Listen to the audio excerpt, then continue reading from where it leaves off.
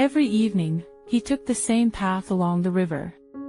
The city felt a little quieter there, the buildings softened by the shimmer of water, and the traffic became a distant hum. The air carried with it a faint metallic tang, a smell of the river mingling with the scent of moss, evoking a quiet longing in his heart. The willow tree leaned over the water, its branches swaying as though it was whispering secrets into the river. The sky was sinking into dusk, purple and orange hues blending softly, while city lights flickered awake in the distance, their reflections trembling on the soft current.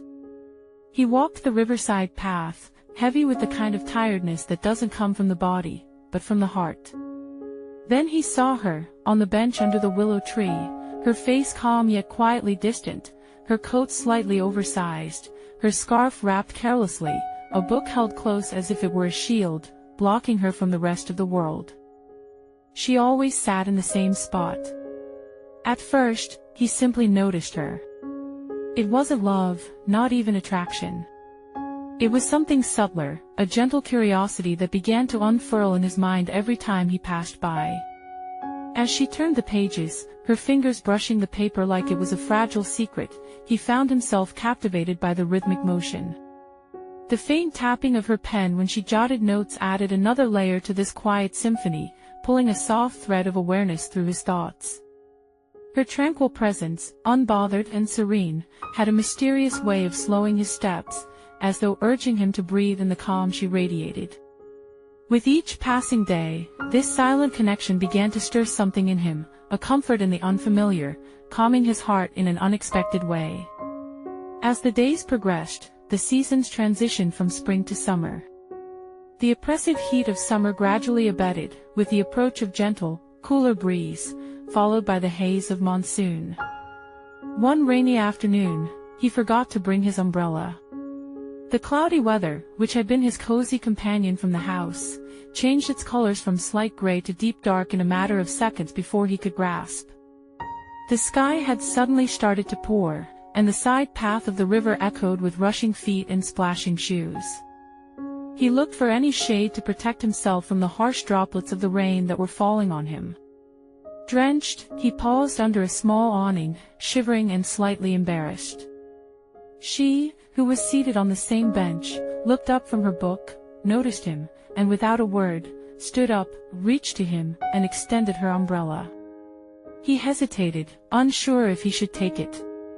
But the downpour looked terrific, and the awning was not of much help with others sharing shelter with him. The harsh landing of raindrops against the surface of water, pavement, and trees echoed throughout the area. He stepped under the umbrella, grateful for its tiny bubble of warmth and protection. "You okay?" she questioned. Her voice, mixed with the heavy rainfall, sounded like a distant murmur.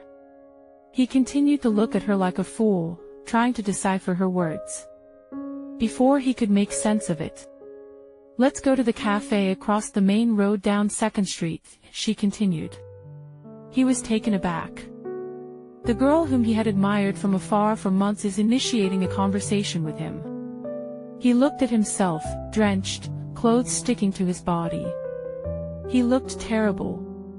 He wanted to decline, but the chilled air that had penetrated his clothes made him utter otherwise, and together they crossed the puddled street to a cafe. The cafe was modest in size but exuded a distinct warmth, its windows clouded by condensation that gently obscured the exterior view. Aromas of freshly brewed coffee and pastries filled the interior, while the ambient sounds of clinking cups and subdued conversation complemented the persistent rain against the window panes. The soft illumination from the hanging lamps dissipated the chill, creating a welcoming atmosphere. Although the rain muffled their words, for the first time he clearly heard her voice. Nevertheless, they spoke little, instead sharing a contemplative silence amid the subdued music and savored the quiet comfort of hot drinks, accompanied by the gentle sound of raindrops on glass. The next day, he walked by the riverside like every other day with the hope of seeing her again. He walked ahead, and there he saw her sitting in the same place as every day. He almost walked past her, but something in her stillness invited him to stay. For a moment, he lingered, uncertain. But something about her quiet figure, her book open, Her posture calm yet fragile, pulled him toward the bench. And so, with hesitant steps, he sat beside her. Not too close. Not too far. Just enough to share the quietness of the hour. The river carried the silence between them, its surface trembling with the colors of the fading day. She turned a page slowly, lips curving into a small, slight smile. He stole a glance at her, and for the first time in weeks, his chest felt lighter, happier, and excited. When her eyes finally met his, it wasn't awkward. It was a simple nod, a silent acknowledgement. As if they had already known each other, somehow. After that day, the routine had taken a new deviation. He looked forward to seeing her, not just the bench, not just the river, but her, the subtle tilt of her head, the gentle caress of her hair to the rhythm of the wind, the way she concentrated when writing, the small sigh when she finished a page. Sometimes she looked up, caught his gaze, and held it just long enough for him to realize she noticed him noticing. One evening, as the sun dipped low and the river reflected streaks of gold and violet, he asked if he could sit a bit closer. Her eyes flicked up, calm and steady. She simply shifted slightly, patting the bench beside her. That small yet grandeur gesture carried the weight of 1,000 sentences that were left unspoken. He sat. None initiated to break the ice. The sound of the river, the occasional ducks that swam towards their side of the river, the distant laughter of children on the far bank, it became their conversation. As the night hues started to take over the sky in the presence of sparkling city lights, after mustering up the courage, he tried to initiate a conversation. Just a small chat. Over the weeks, it turned into deep conversations. From talking about the weather, the history of the river, to talking about themselves. Insignificant conversations were unfolding layers of each other, bit by bit. He spoke about the heaviness he carried, work, loneliness, the fear of fading into a life too quiet. And she listened, not with pity, but with the kind of attention that made him feel seen. When she shared, it wasn't about her day or her routine. It was about books, memories, fears, about shadows that she admitted in fragments. He learned her favorite author, her obsession with late-night cafes, and the way she always bought too many pastries to share.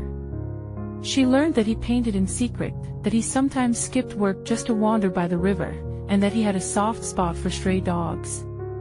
Their stories unfolded slowly, like pages in a book where neither wanted to rush. Then came the night when the city lights reflected off the wet pavement, and the first snow of winter began to fall. He brought 2 scarves, slightly mismatched but warm. She laughed softly, a sound that made the cold disappear.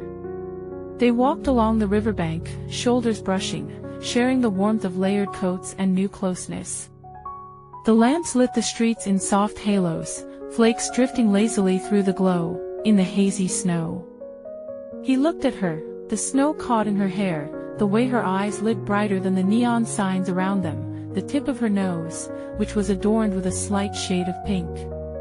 When she laughed, at something he'd said, something he hadn't meant to be funny, his heart tingled. As the snow drifts down, she intertwines her fingers with his under the shared warmth of their scarves, their laughter mingling with the sounds of the city. In that simple moment, with the world around them fading into the background, the warmth of their connection makes everything else seem insignificant.